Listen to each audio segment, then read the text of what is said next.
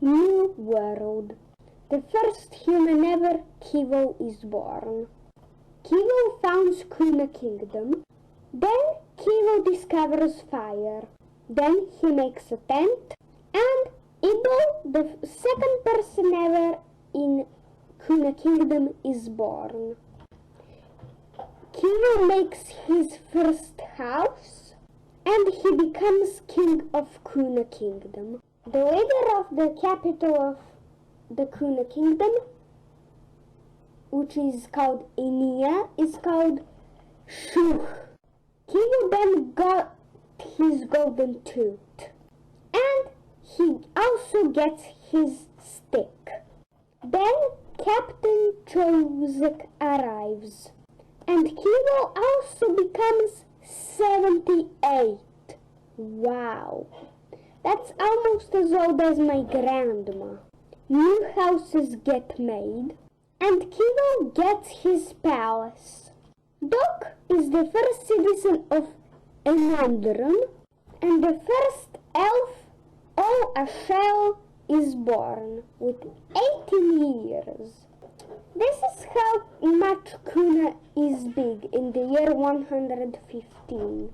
Their first boat, called Plubkin, is made, and they also make their second dock a little bit later.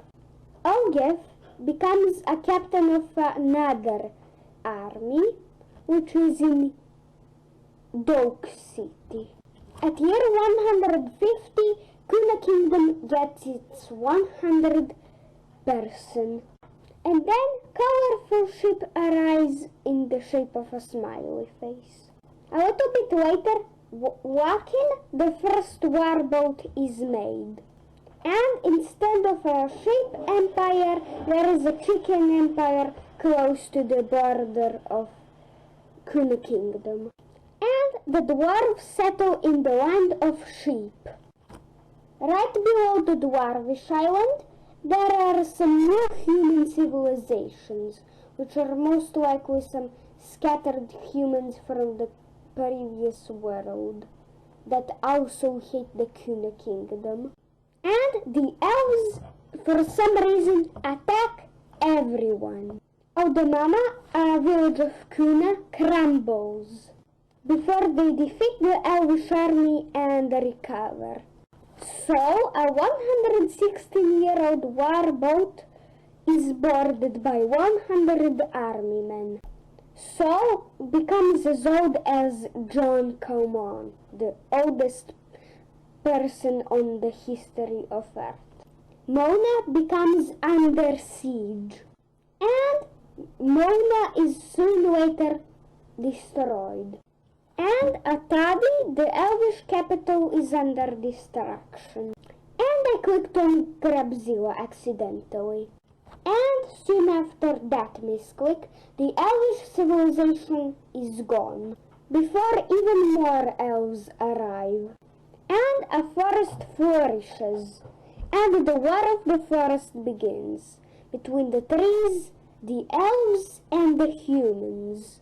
And Eldriff dies. Uh-oh. And Doc dies a few moments later. And then a meteor falls, killing most of the elves. The second tree war arises, before 5 meteors fall and the trees get blessed. And then an asteroid strikes the dwarves. And the Tsar bomb is tested, destroying some houses of the recovering dwarves and some human houses. And also, a few moments later, the south of Cuna gets obliterated. And later on, Evil dies against the trees. And a lot of animals in the north of Cuna Kingdom attacked and they got mad. And the humans declare war on each other. And Cuna nukes them. And then a small kid throwing grenades at the mom accidentally throws some at the neighbors' houses destroying most of the city. And even more animals strike, destroying the north of Cuna. And then the convoy experiment begins, making a huge mountain, and Shu died. And then the houses attack each other, and the third mad war happens, but this time instead of animals, it's houses. And during a huge place in the capital, out of a volcano, Kilo dies.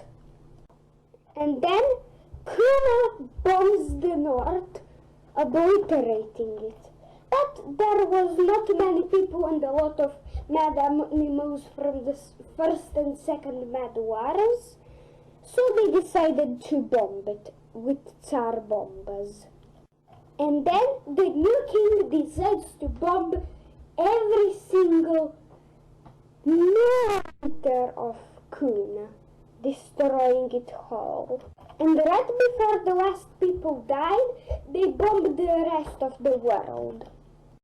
And then the last few survivors settled right in the south of the world to begin a new life.